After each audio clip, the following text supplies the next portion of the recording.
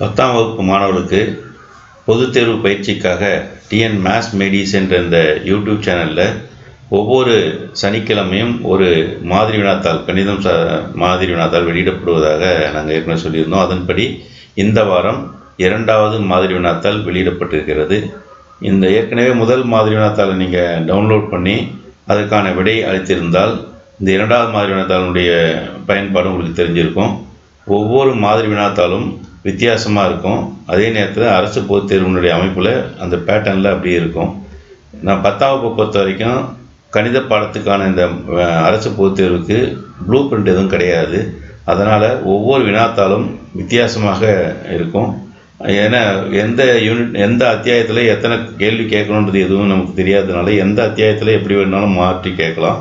அதனால் இந்த வித்தியாசமாக கொடுக்கின்ற இந்த வினாத்தாட்களை ஒவ்வொன்றையும் நீங்கள் தவறாமல் டவுன்லோட் பண்ணி அதுக்கான தேர்வு பொதுத் தேர்வு மாதிரி நீங்கள் ஒரு தேர்வு எழுதி பார்த்தீங்கன்னு சொன்னால் உங்களுக்கு அரசு பொதுத் தேர்வுக்கு போகும்போது கணித பாடத்தில் எந்த விதமான பதட்டமோ பயமோ இருக்காது.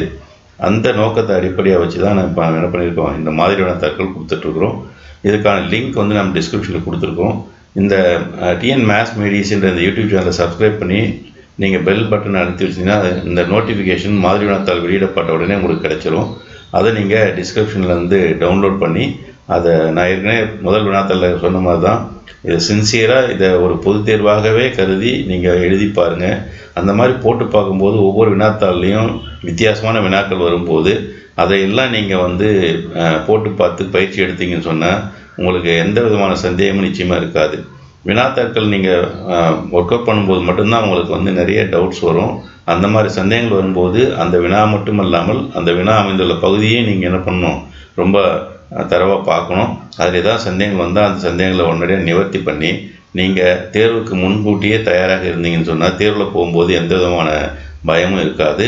இந்த வினாத்தாட்களை மிக சிறப்பாக பயன்படுத்தி நீங்கள் நல்ல மார்க் வாங்குறதுக்கு என்னுடைய வாழ்த்துக்கள். நன்றி.